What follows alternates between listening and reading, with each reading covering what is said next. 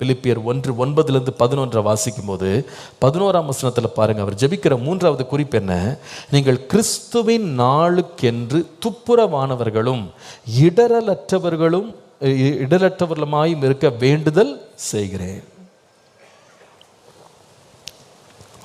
3வது அவருடைய போராட்ட ஜெபம் என்னன்னு கேட்டா, இந்த பூமிக்குரியவைகளுக்காக அல்ல, நித்தியத்துக்காக ஜெபம் பண்றேன். He prayed for eternal things more than temporal things. இந்த பூமிக்கு அடுத்தவைகளுக்காக நான் ஜெபம் பண்ணல. நான் உங்களுக்காக எதுக்கு ஜெபம் பண்றேன்னு சொன்னா, நீங்க கிறிஸ்துவின் நாள் அல்லது இயேசு கிறிஸ்து வரும் பொழுது நீங்க துப்புரவானவர்களாக, சுத்தமா இருக்கணும், பரிசுத்தமா இருக்கணும், இடரலற்றவர்களாக இருக்கணும். இதுக்காக தான் நான் ஜெபிக்கிறேன். நம்முடைய ஜெபங்கள்ல ஒரு முக்கியமான பகுதி இருக்கு, முதிர்ச்சியான ஜெபம். என்ன ஜெபம்னு சொன்னா, ஆண்டவரே இந்த ராஜ்யம், இந்த உலகம் என்னுடையது கிடையாது, நாங்க இந்த உலகத்திற்குரியவங்க கிடையாது. எங்களுக்காக ஒரு வீட்டை நீங்க கட்டிக்கிட்டு இருக்கீங்க. இங்கே நமக்கு நகரம் இல்லை, வரப்போகிறதையே நாடி தேடுகிறோம். இந்த உலகத்துல நாங்க அந்நியரும் பரதேசிகளுமா இருக்கிறோம். இது ஒரு அநித்தியமான கூடாரம், இது ஒரு கூடாரம், ஒரு டென்ட். ஆனால் கைவேலை இல்லாத ஒரு நித்திய வீடு நமக்கா பரலோகத்தில் இருக்கு. நான் இந்த உலகத்துல எப்படி இருக்கிறேன் அப்படின்றத பார்க்கலாம், நான் தேவனுடைய ராஜ்யத்துல போய் சேரணும் ஆண்டவரே, அதுதான் என்னுடைய நோக்கம். நம்முடைய ஜெபத்துல எத்தனை பேர் நாம ஆண்டவரே இந்த உலகத்தின் காரியங்களுக்கா இல்லை, நான் நித்தியத்துல போய் உம்மோட இருக்கணும்ப்பா. இந்த லாசருன்னு ஒரு மனுஷன் இருந்தான் பாருங்க, உலகத்துல ஃபுல்லாவே பிச்சைக்காரன் தான். அவன் வாசல்ல தான் கிடந்தான். மேஜையிலிருந்து விழுகிற துணிக்கைகளால் தன் வயிற்றை நிரப்ப ஆசையாக இருந்து அது கூட கிடைக்காம போயிட்டான். ஆனால் பெரிய மேன்மை என்னன்னா, இந்த உலகத்தில் இவ்வளோ பரிதாப கோலத்தில் வாழ்ந்த மனுஷன் கண்களை இந்த உலகத்தில் மூடி கண்ணை திறந்தா ஆபிரகாமின் மடியில் தேற்றப்பட்டு கொண்டிருந்தான். இந்த உலகத்தில் படுற வேதனை தற்காலிகமானது, அது எத்தனை வருஷம் வாழ்ந்தான்னு தெரியல. ஆனால் மேலே தேற்றப்படுறது நித்தியமானது. இந்த உலகத்திற்குரியவைகளை ஒரு மனுஷன் தேடுவானா, அவன் யாருன்னா குழந்தை. அது எப்படிப்பட்ட குழந்தைன்னு கேட்டால், சின்ன சின்ன விளையாட்டு ஜாமான்களை வைத்துட்டு கொஞ்ச நேரம் விளையாடி சந்தோஷப்படுற ஒரு குழந்தை இருக்கு பாருங்க, அது அதுக்காக உட்காந்து அழுவுது. ஆனால் அதுக்கு தெரியாது, நீ என்ன விளையாட்டுக்கு இவ்வளோ செலவு பண்ணாலும் இது உனக்கு சாப்பாடு போடாதப்பா.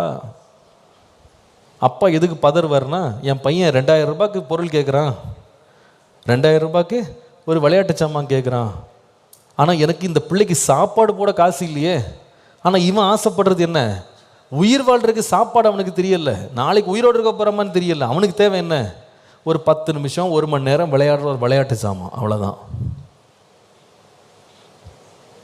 ஒரு வாலிப பையன் அப்பாட்ட சண்டை போடுறான், டேடி எனக்கு இந்த பைக்கை வாங்கி கொடுங்க, 1.5 லட்சம் ரூபான்னு. அப்பா சொல்லுவார், என்கிட்ட சேவிங்ஸே இல்லைடா, கடனாவது போட்டு வாங்கி கொடுங்க. இப்போ அப்பா யோசிக்கிறாரு, இந்த கடனை நான் எப்படி தீர்க்கிறது?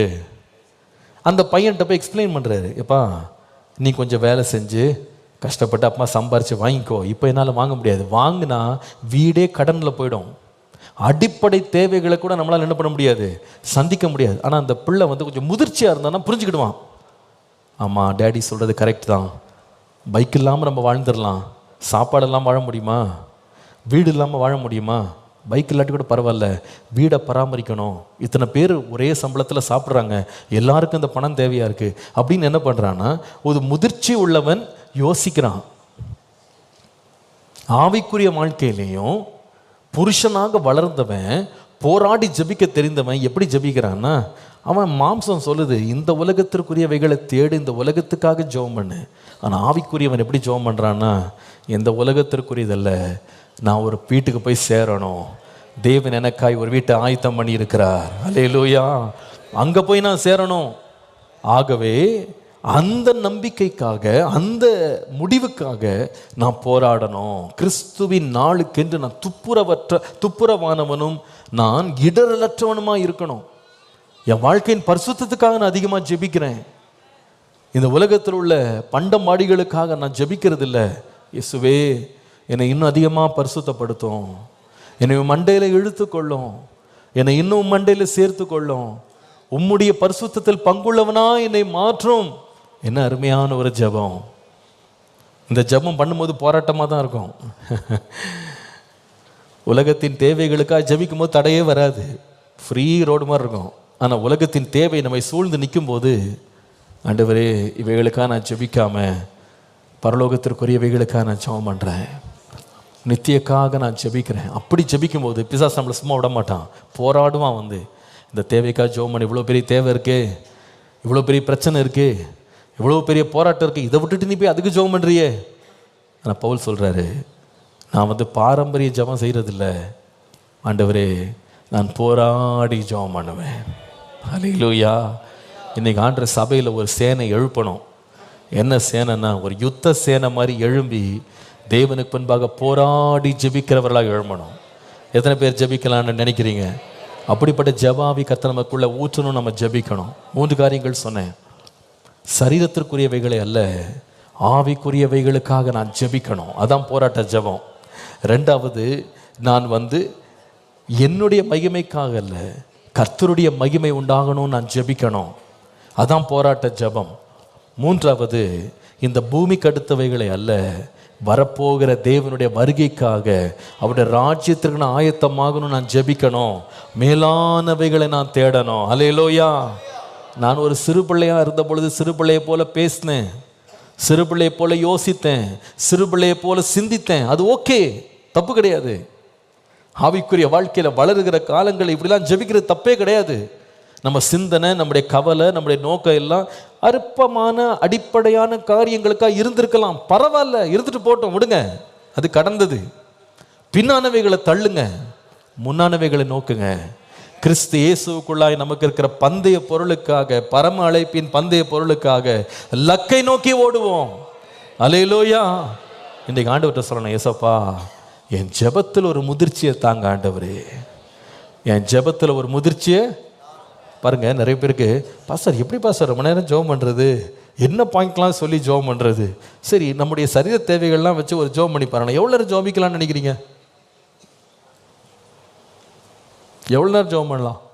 நம்முடைய சரீர தேவைகள், மாம்ச தேவைகள், உலக தேவைகள், அதுக்காக எவ்வளோ நேரம் ஜெபம் பண்ணலாம்னு நினைக்கிறீங்க? கொஞ்சம் நேரம் தான் ஓடும்.